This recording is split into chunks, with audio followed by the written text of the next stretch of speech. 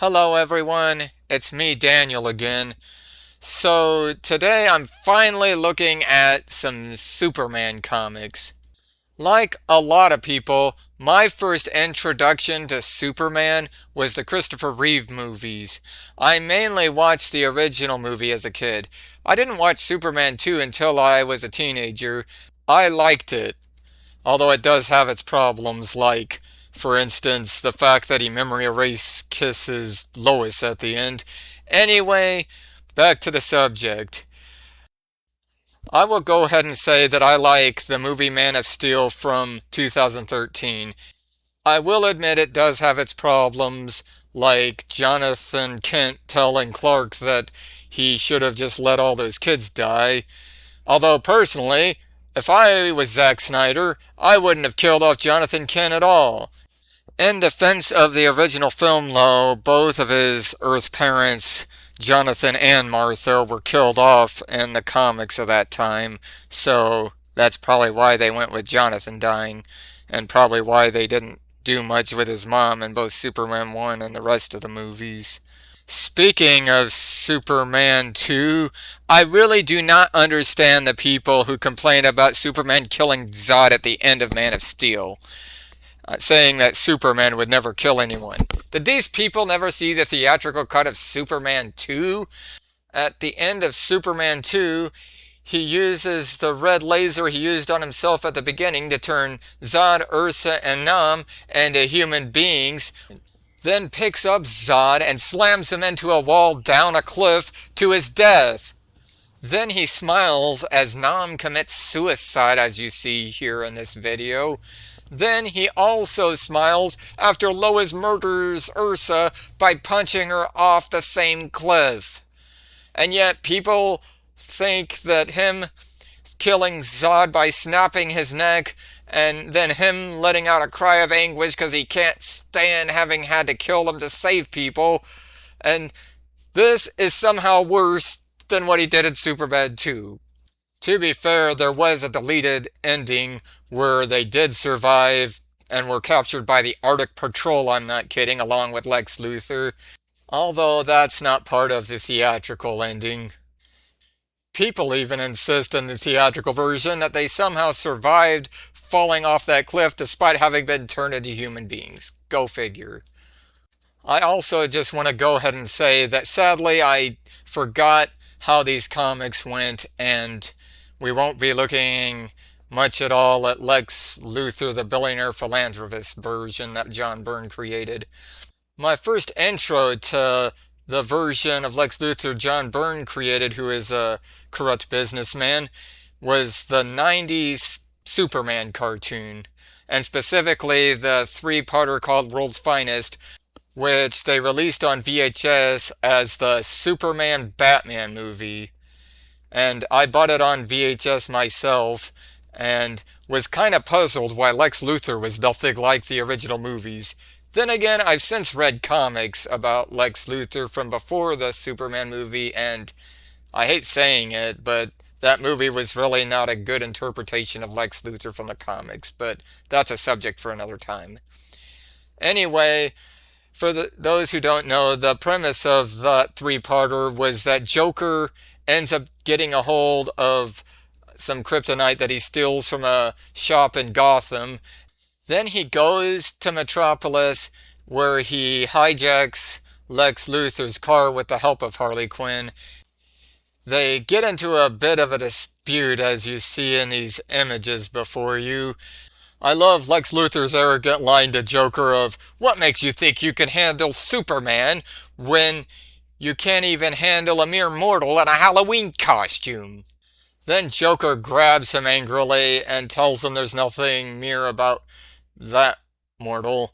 Anyway, and he shows him that he has kryptonite, and Lex Luthor says he can't be connected to this, and they make a deal, and Lex Luthor agrees. Anyway, of course, Batman and Superman end up stopping them later, although it seems to be implied that Joker ends up getting killed off by being on this big battleship of Lex Luthor's when it blew up. Funnily enough, he comes back in Justice League, but it's never explained how he survived that. Then again, he also had some near-death scenarios in the original Batman 90s cartoon that he debuted in, and that was never explained either. I admit I didn't regularly watch Superman the 90s cartoon or very many episodes of it, except for the episode Nighttime, which I recorded onto a VHS tape and watched a lot. That's probably one of my favorite Batman related episodes outside of that three-parter. Anyway, on to talking about the comics. The Superman series came after an event called Crisis on Infinite Earths, which would take too long to explain what it is. But basically, that event rebooted the DC universe so that there were new stories about all the characters. That is a downside to DC. Not only that, but since then they've had like I think at least three reboots, and there was another one that happened recently. Anyway, yeah, that's kind of why I prefer Marvel, because except for a few retcons, they've primarily just kept the same universe with the same stories.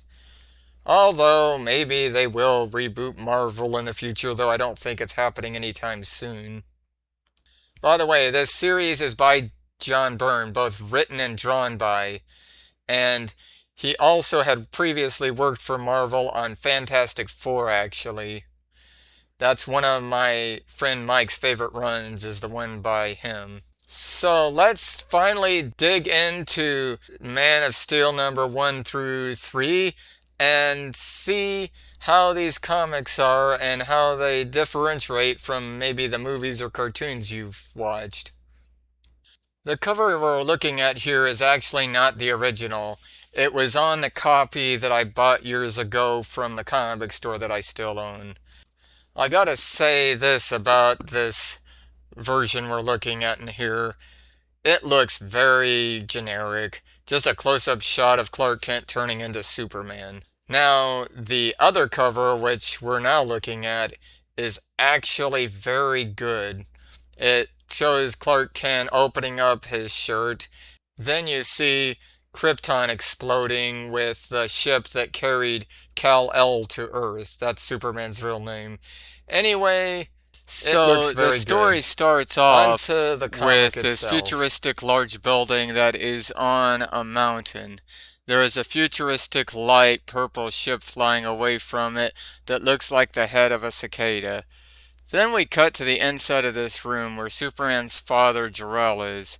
This robot asks him if his journey went well. He says it did and it didn't.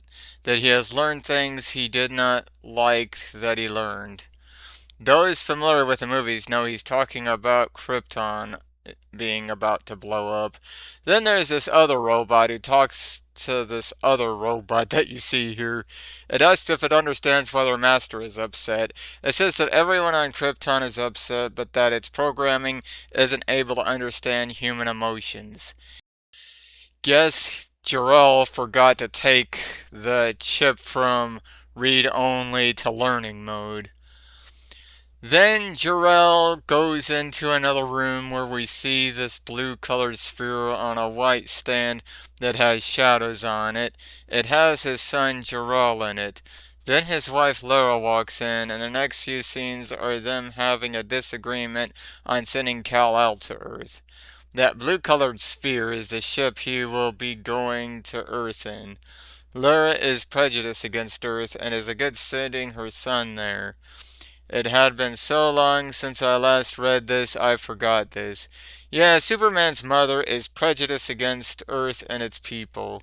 In this scene, she can't stand a man working on crops without a shirt, and also can't stand the soil on Earth people use to grow food.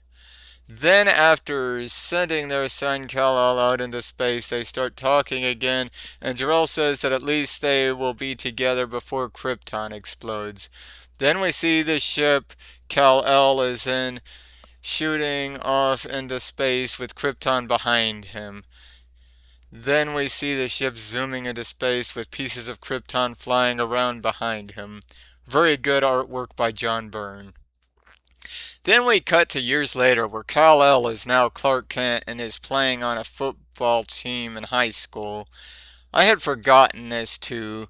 I don't like this premise, which was actually part of the original Flash's origin in Flash Comics number 1 in 1940. The original Flash was Jay Garrick, who played football for his college after getting his super speed powers because a woman named Joan in his class said it was the only way she'd date him, which to me makes Joan petty. Yeah, Barry Allen, who you all know from the movies is and the shows, is a later version of Flash created in 1956. I also didn't like the premise of Peter Parker playing football after getting his powers in high school and Spectacular Spider-Man the cartoon either. It's unfair for regular humans to be playing against superpowered people. Anyway, back to the comic. So the coach says to Jonathan Kent that his son is so good it should end up making millions as a pro football player. Jonathan says maybe, but that his teammates do not look happy. Jonathan, of course, knows that his son is superpowered and is therefore rightfully against his adopted son playing football. Then Lana Lang, who some of you might know from the first Reeve movie and Superman 3, tells Clark he was magnificent. Jonathan says to Clark they have to talk. Clark says he promised Lana they'd go out for a soda at a restaurant after the game. Jonathan says no to that and that they have to talk now. As Jonathan is driving him home, Clark asks him if he is mad at him. Jonathan tells him he is more disappointed. He says he has something to show Clark. He takes him back to this field Clark says Jonathan told him not to play in as a kid. Jonathan tells him he and his mom have not been to this field in 18 years. They come to some wooden boards covering up a hole in the middle of the field. He tells him to break it off. They find the sphere he came to Earth in. Then he reveals they found him there, and Clark finds out he was adopted. He talks about how he and his mom heard and saw the ship he arrived in, and they found him as a baby inside the ship after it crash landed on their field. He reveals that his mother wanted to adopt him, but that he had not been all that okay with it, but later accepted it. Then it's revealed he knew Lana Lang since they were in preschool. He said they found out Clark was superpowered one day when he was preschool age when one of their bulls on their farm attacked him. He was not injured at all. Then right after, Martha saw him lift up the back end of their truck to get a ball. Then Clark starts feeling weak and Jonathan helps him to the truck to take him home. But as they are leaving, a man in shadows wearing a purple jacket turns out to have been watching them. That wouldn't be addressed till a way later comic that we're not looking at today. Then after getting home, Jonathan reveals to Martha that he told him the story of how they'd found him. Then after talking to his mom, he decides he needs to leave tomorrow, but that he has to go see someone first who is revealed in a way later comic to be Lana Lang. Then it cuts to years later when Jonathan and Martha are talking about the scrapbook she made that has Clark's Superman stories in it. Jonathan tells her she should not have made the scrapbook since if a burglar broke in and found it, he might figure out they are related to Superman. So later, Lex Luthor has people break into their house, has Jonathan and Martha kidnapped. They find the scrapbook, and thereby Lex Luthor finds out Clark Kent is Superman. But that's a story for another time. Then they hear a noise from Clark's room, and Jonathan goes up with a thick wooden stick. Also, it looks like Martha Kent has no legs and is floating in the air on this panel. Then it turns out it is just Clark. He tells them about how they all want to meet him, especially after he saved a large space plane after a Bush plane crashed into it that also happened to have Lois Lane on it. Of course. It's also mentioned in a dialogue that she is a reporter on both TV and a reporter for the Daily Planet newspaper. She sees Clark and wants to interview him, and that he has a crush, says that he has a crush on her. But then a bunch of people came up to him and he leaves. So he went to a mountain in Tibet and vented there. Then came there back to his parents' house. Then Martha Kent makes him his Superman costume. After she is done, Clark puts it on. He kisses his mom on the forehead. Then the comic ends with him leaving them. Anyway, on to the next issue. This cover is a bit better than the last one. Superman picking up the car out of the water is cool. Lois is fine, but I do not dig her outfit. Light pink shirt with a dark pink scarf over it with a gray shirt and black high heels. I do not think it blends well. Still, it lets you know Lois Lane is going to be a central character in the comic. So the first page has Superman flying at the top of it and Lois coming up to Perry White asking what is wrong. Then the next page has Superman flying above them with Lois seeing him and saying that it's the man who saved her and the others by helping the space plane to land. Perry asks if she is sure and she says yes. Then Perry tells her to go find him. She obeys. Then in the next panel is Lex Luthor in his limo, who in this universe is a corrupt businessman, and John Byrne felt that making him that way would be relatable to people who, just like today, were distressed with the corruption of a lot of greedy rich people. Lex asks his driver to drive up to Lois Lane. His driver asks Lois to come speak to him. When she refuses, he says that Lex is going to South America that evening. I'm going to go ahead and make this inappropriate joke. He's probably going there to get cocaine. Anyway, she says she still has no interest in talking to him. So then she walks off saying that she lost Superman. Then she thinks to herself that Sam Lane's daughter isn't beaten that easily. Then she gets on a payphone and calls a friend of hers named Sid, who turns out to be a helicopter pilot, but they are unable to find Superman. Then we cut to this young woman with pink hair getting bugged by a man who ends up running into Superman. He tries to hit him, but it's about like that scene at the end of Superman 2 where the bad trucker tries punching Clark.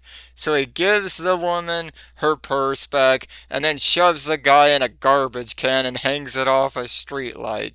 Then he tells the woman to stay to press charges against him, then says bye to her. I like superheroes fighting regular criminals, even if it's a bit unfair. Then we cut to SWAT officers dealing with a hostage situation where a man has an Uzi to a woman's cheek. Superman comes in. Then Superman talks to one of the officers in charge and tells him he wants to help so that they don't get shot and the girl doesn't get shot either. He walks up to the guy who points his gun at him. But before he can pull the trigger, Superman crunches up the barrel of the gun. Then more criminals with guns come up and start shooting Superman. It bounces off his chest. I like this scene and the extended cut of the original Reeves Superman movie that has this same premise. Then Superman uses his heat vision on their guns. Then he punches the man out and the woman asks if he'd hit a woman. He said he'd never do that and then just swats her to knock her out. Then he finds dynamite under her coat and says he'd never met a woman who had dynamite in her pocket. I laughed a bit at this. Then he tells an elderly man who worked at the business that the criminals were at that he is no longer needed. Then Lois Lane and her friend Sid come across the scene I just talked about. He has her friend land his copter and she asks the captain named Reagan if she came in time to see Superman, but he tells her he is gone. She is upset as you can see here. Then in the next few days, Lois keeps trying to find Superman, but gets to the scenes of his heroism too late. Also, Lois looks like she's pouting like a little girl in this second picture. Then we cut to the Daily Planet where we finally see Jimmy Olsen. Jimmy asks her what's wrong because she looks miserable. She complains about how she has not been able to interview Superman, though she admits she did not name him. Then he says that's too bad and wishes she could know when he's going to show up. She says that isn't going to happen in a sarcastic way. Then we cut to Superman again, and he sees someone has driven a car off a bridge into water and sees that it is Lois Lane. He picks up the car and grabs Lois's car out of the water. Then when on land, she gets out of her car, checks on her, and then flies her to her home. Surprised that he knows where she lives, he asks her how he knows. He says he knows where everyone is. Superman! Seeker of truth! Defender of justice! Creepily spies on everyone to find out where they live! Sorry for copying your joke, Linkara. Anyway, after he drops her off at home, Lois gets Superman to stay for an interview by yelling at him. He ends up telling her the name which the press gave him as what he's going to go by. He says he isn't sure where he is from, but that he identifies himself as an American. Then, before leaving, he tells her he noticed the blow-up aqua raft under her car, meaning she drove into the water on purpose in order to risk her life to get what she wanted. Also, it wouldn't have actually worked, as we find out later. Wow. I guess that's dedication and sacrifice, although I don't think it's a worthy sacrifice. Then we cut to Superman thinking he is flattered by the way she got him to interview him, but it is also glad that he was there to save her. Then he dresses up in glasses and other clothes. Then it turns out he has just been hired as a reporter for the Daily Planet as Clark Kent. The comic ends with Perry White introducing her new co-worker and fellow news reporter Clark Kent. Now, the next issue's cover is pretty good. Superman smashing through rubble to stop some scantily dressed woman who is presumably a villain with how angry Superman is looking at her. Then, to the right of Superman and the rubble is Batman. Yes, this comic is about the then new Batman meeting the then new Superman. Also, this comic has a graphic scene described that may not be appropriate for kids. Viewer discretion is advised from this point on. Back to the comic. The comic starts off with Batman in Gotham City beating up a criminal named Bull, which I assume is a nickname. Batman tells him he is wasting his time, and Bull replies he doesn't know anything. Batman says a woman is going to strike again tonight. He says he cannot tell him because she'll kill him. Then Batman says he'll do worse by hurting him so bad he won't be able to walk again. He also mentions this woman he's after has already murdered 8 people. Then the guy throws filthy trash into his face and runs off. Batman thinks that he is surprised he is more scared of this woman than he is of him. He says he is going to teach him the error of his ways. He swings off a tan eagle statue that was at the beginning of the comic, but I skipped it to save time. Then Batman sees Superman, who is flying over him and has grabbed the end of his grappling hook. Superman calls him an outlaw and says he is taking him to police headquarters. Batman objects and lets go of the line of his grappling hook. Superman is worried he will fall to his death. Superman says he doesn't see where he fell. Then Batman calls to him from the roof of a nearby building. Superman lands in front of him, then tells him he's going to grab him to make him go to the police.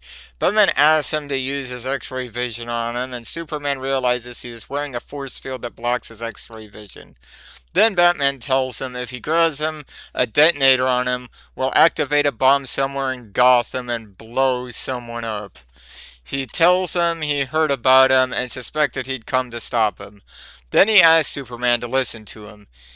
He says that a local jewelry store owner named Henry Giroux was not only robbed, but his body was blown to pieces because the bad guys who robbed him had placed bombs that looked like small pieces of metal on the jewelry displays.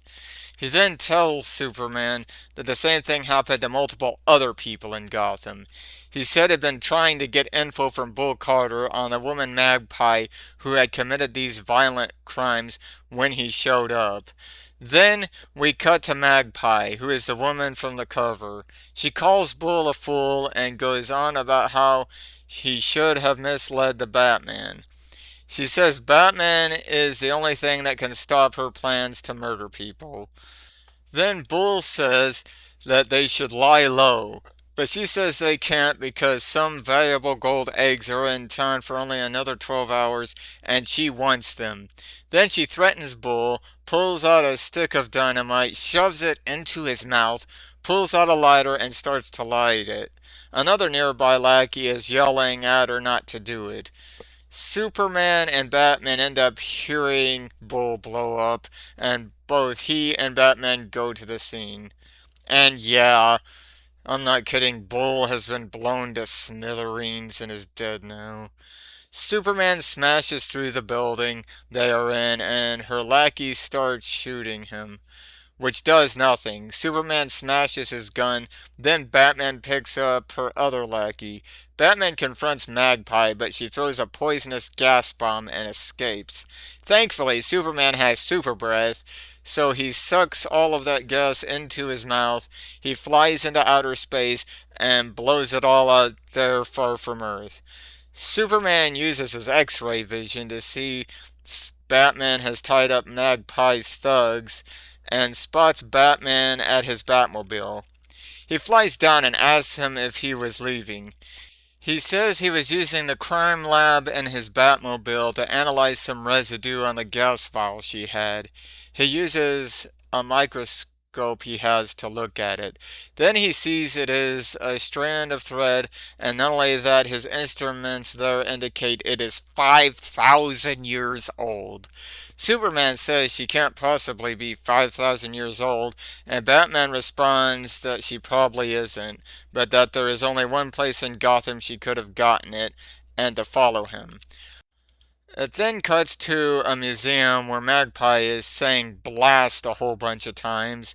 She complains about Batman and Superman stopping her and claims she has committed no crime, just that she took things that she feels belongs to her, saying that she doesn't feel one bit bad about the things she left behind killing people because they took her pretty things from her. Yeah, this woman's insane, it goes without saying. And they're probably going to put her in Arkham Asylum after she gets arrested. Then Batman confronts her. Then it turns out her name is Margaret. He should have said, "It's me again, Margaret." Yeah, I'm referencing the Ray Stevens song. I grew up listening to him. Anyway, Superman comes in, and it turns out she is Margaret Pye, an employee of the museum, which Superman and Batman just found out. Superman removes her wig. Then Batman mentions her file they read that says she was called Magpie by kids at school when she was little, and how she became a museum curator to try and get pretty things because they were the only good thing from her past. That is very sad, and both Superman and Batman feel sorry for her, but Batman says he feels more sorry for her victims. Then Batman says that Margaret might either be put in Arkham Asylum or that she might get a good lawyer who will get her off so she can be back on the streets. Superman says he can tell he's better and that his city is different from his. Then Batman tells him about the garbage criminals in Gotham, which includes people at City Hall. Then he tells him to let him go because he has not slept for 4 days. Then Superman tells him he needs to pay for putting an innocent person's life in danger. He then pulls out a bomb out of one of the pockets of his utility belt. Superman is shocked by this and he asks him why he was willing to risk his own life. He says that it's because it was the only way to stop him from taking him to the police, and that he knew because of his super senses if he was lying. Superman says he will let him go for now, but that he will be back if he blows it for the both of them. He says good luck and leaves. Batman responds the same to you. Then Batman thinks about how Superman is a remarkable man who is not that different from him. And that is the end of the comic. These comics are pretty good. The art is excellent, and John Byrne is a legend in the comic business, just like Jack Kirby, Steve Ditko, and John Romita, and so many others. One of my nitpicks was addressed in the comic. Clark decides to stop playing sports. The rest of it is good, though it is a shame Superman's mother, Lara, was prejudiced against the people of Earth, but that existed in the Reeves movies a tiny bit too. I am sorry again that these comics barely feature Lex Luthor, but I will talk about him at a later time.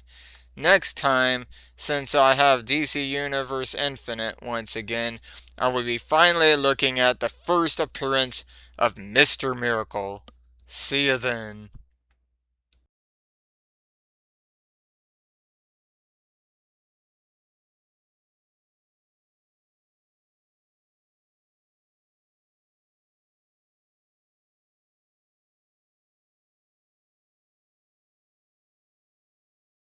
Forgot to mention, the memory erasing kiss in Superman 2 is also very bad, and kind of a reminder of how forcefully undoing story and character development one doesn't like has been a thing a long time.